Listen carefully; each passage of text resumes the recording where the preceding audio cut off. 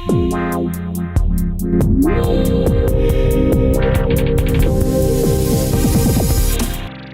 हम पढ़ेंगे कि वेरिएबल्स के ऊपर हम डिफरेंट ऑपरेटर्स और डिफरेंट ऑपरेशंस कौन कौन से अप्लाई कर सकते हैं। इसके हमारे पास डिफरेंट टाइप्स हैं। फॉर एग्जांपल, हम उनके ऊपर मैथमेटिकल ऑपरेशंस भी अप्लाई कर सकते हैं, हम उनके ऊपर लॉजिकल ऑपरेशंस भी अप्लाई कर सकते हैं, हम उनके ऊपर कंपैरिजन ऑपरेटर्स भी अप्लाई कर सकते हैं। तो आज हम कोडिंग में करके देखते हैं कि डिफरेंट वैल्यूज के ऊपर, डिफरेंट नंबर्स के ऊपर हम कौन कौन से डिफरेंट ऑपरेटर्स अप्लाई कर सकते हैं और उनका रिजल्ट क्या है। ऑपरेटर्स की मेनली दो टाइप्स हैं।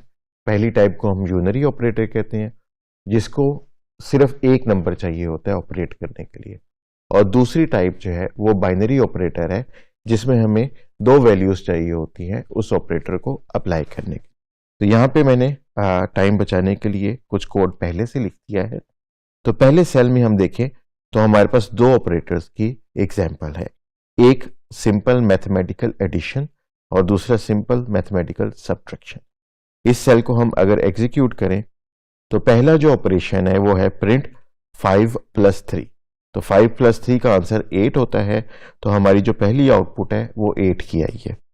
और दूसरा जो ऑपरेटर है सब्ट्रैक्ट का, वो 10 - 4 है। हमने 10 - 4 के रिजल्ट को प्रिंट करवाया तो हमारे पास 6 आ गया। इससे नेक्स्ट सेल के अंदर हम देख सकते हैं हमारे पास तीन ऑपरेटर्स है। पहला ऑपरेटर मल्टीप्लाई का है, जिसको हम एस्टेरिस्क से जाहिर करते हैं। दूसरा ऑपरेटर डिवाइड का है, जिसको हम / से डिनोट करते हैं। इसके अलावा हमारे पास एक तीसरा ऑपरेटर भी होता है, जिसको हम फ्लोर डिवाइड कहते हैं। इसमें हम / लगाते हैं और इसका इफेक्ट ये होता है कि इसका रिजल्ट एक फ्लोटिंग पॉइंट या डेसिमल नंबर आने की बजाय एक इंटीजर नंबर आता है और वो उस डिवीजन का फ्लोर ले लेता है। अब हम इस सेल को चला के देखते हैं। तो 2 × 6 हमें पता है 12 होता है, वही वैल्यू यहाँ पे प्रिंट होगी। 15 / 3 5 होता है, 5.0 पूरा क्या पूरा डिवाइड हो जाता है। और फ्लोर डिवाइड के अंदर हम देखते हैं 17 को हमने 3 पे डिवाइड किया, जिसका आंसर 5 पॉइंट समथिंग होता है, लेकिन जब हम फ्लोर डिवाइड करते हैं तो वो उसका फ्लोर ले लेता है जो कि 5 होगा। तो यहाँ पे आप आउटपुट पे 5 देख सकते हो। इसके बाद नेक्स्ट सेल के अंदर हमारे पास दो मजीद ऑपरेटर है। पहला ऑपरेटर जो परसेंटेज साइन के साथ हम यूज करते हैं, इसको हम कहते हैं रिमाइंडर ऑपरेटर।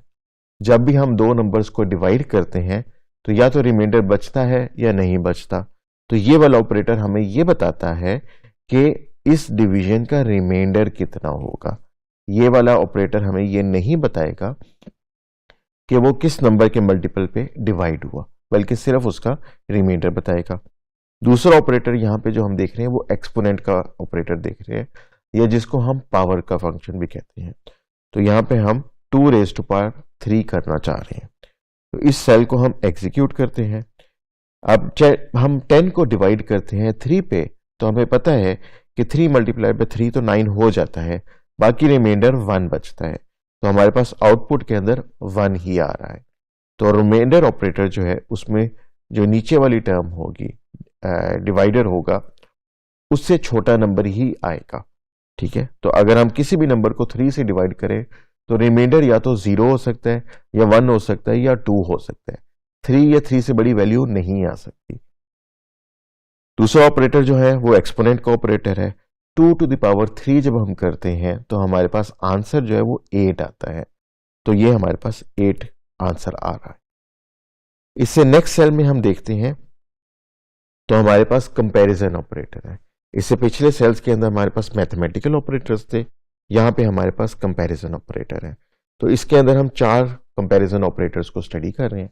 पहला जो ऑपरेटर है वो इक्वालिटी का है, जिसमें हम दो नंबर्स को देख लेते हैं कि वो इक्वल है या नहीं है। दूसरा जो ऑपरेटर है वो इनइक्वालिटी का है, जिसमें हम उससे पूछते हैं कि कहीं पहला नंबर दूसरे के इक्वल तो नहीं है। तीसरे ऑपरेटर जो है वो ग्रेटर देन का है, जिसमें हम उससे पूछते हैं कि क्या पहला नंबर दूसरे नंबर से बड़ा है या नहीं बड़ा। और चौथा ऑपरेटर लेस देन का है, जिसमें हम उससे पूछते हैं कि पहला नंबर जो है वो दूसरे नंबर से छोटा है या नहीं। हम इस सेल को एग्जीक्यूट करके देख लेते हैं। तो पहले हमने उससे पूछा कि भाई 5 इज इक्वल टू 5 और नॉट, तो हमें पता है कि 5 5 के इक्वल होता है, तो आंसर आया ट्रू। अब आप यहां देख सकते हो कि जो हमारे पास कंपैरिजन ऑपरेटर्स होते हैं उनका आंसर हमेशा ट्रू या फॉल्स में आता है, इसका आंसर इंटीजर या फ्लोट नहीं होता। सेकेंड स्टेप में हमने पूछा कि क्या 7 3 के नॉट इक्वल है, तो हमें पता है कि 7 इज नॉट इक्वल टू 3, तो आंसर आया ट्रू। फिर हम पूछते हैं कि क्या 10 इज ग्रेटर देन 2, तो हमें आंसर में मिलता है यस, 10 इज ग्रेटर देन 2। और आखिरी ऑपरेटर में हम पूछते हैं कि इज 4 लेस देन 1, हमें पता है कि 4 लेस देन 1 नहीं होता, तो इस कंपैरिजन ऑपरेटर का आंसर आना चाहिए फॉल्स। तो यहां पे हम ये देख सकते हैं कि हमने 4 कंपैरिजन ऑपरेटर देखे और उनमें से 3 जो थे उनका आंसर ट्रू आया है और चौथे का आंसर फॉल्स आया। इसी तरह हमारे पास एक और कैटेगरी ऑफ ऑपरेशंस भी होता है, ऑपरेटर्स भी होते हैं जिनको हम कहते हैं बाइनरी ऑपरेटर्स। ये बाइनरी ऑपरेटर्स ये बूलियन अलजेब्रा पे काम करते हैं और ये ट्रूज एंड फॉल्स जो हमारे पास बूलियन वेरिएबल्स होते हैं उनके दरमियान ऑपरेशंस के काम आते हैं। तो इसमें जो पहला ऑपरेटर है उसको हम कहते हैं बाइनरी एंड ऑपरेटर। ये दो बाइनरी नंबर्स को लेता है और हमें बताता है उनकी वैल्यू को आपस में एंड करके। सेकंड ऑपरेटर जो है वो और है और थर्ड ऑपरेटर नॉट है। एंड में हमें पता है कि अगर दोनों उसके वेरिएबल्स जो हैं वो ट्रू होंगे तो इसकी वैल्यू ट्रू होगी, अदरवाइज उसकी वैल्यू हमेशा फॉल्स ही होगी। और ऑपरेटर में दोनों साइडों पे जो वेरिएबल्स हैं उनमें से कोई एक भी ट्रू हो गया तो इसका आंसर ट्रू आएगा। हाँ, अगर दोनों फॉल्स होंगे फिर इसका रिजल्ट फॉल्स होगा। और नॉट ऑपरेटर जो है वो क्या करता है, अपने ऑपरेंड जो है, अपना जो वेरिएबल है उसकी वैल्यू को रिवर्स कर देता है, ट्रू को फॉल्स कर देगा और फॉल्स को ट्रू कर देगा। अब हम इस सेल को चला के देख लेते हैं। तो पहले केस में हमने उससे पूछा कि ये ट्रू और फॉल्स को एंड कर दो। हमें पता है एंड सिर्फ उसी सूरत में ट्रू आता है जब दोनों साइड पे ट्रू हो। अब यहां पे एक साइड पे ट्रू है, दूसरी साइड पे फॉल्स है, तो हमारा रिजल्ट फॉल्स आया। सेकंड लाइन के अंदर हमने और ऑपरेटर को यूज किया, पहली वैल्यू ट्रू है, दूसरी फॉल्स है, और ऑपरेटर के किसी भी साइड पे अगर ट्रू आ जाए तो उसका रिजल्ट ट्रू ही आता है। और थर्ड लाइन पे हमने नॉट ट्रू किया तो वो ट्रू को रिवर्स करके फॉल्स प्रिंट कर देगा। इसके बाद नेक्स्ट सेल के अंदर जो है हमारे पास ऑपरेटर्स हैं जिसमें हम वेरिएबल अरिथमेटिक को यूटिलाइज कर सकते हैं। यहां पे हमने एक x वेरिएबल लिया, उसको वैल्यू 10 असाइन कर दी। उसके बाद हम इसको लिख सकते थे x is equal to x plus 5, और इसी को लिखने का एक दूसरा तरीका है x plus is equal to 5। तो x plus is equal to 5 जब हमने लिखा तो इसका मतलब है x is equal to x plus 5।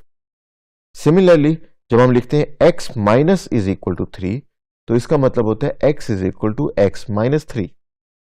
फिर हम लिखते हैं x multiply is equal to 2, इसका मतलब क्या होगा, बिल्कुल आपने सही गैस किया, x is equal to x multiply by 2।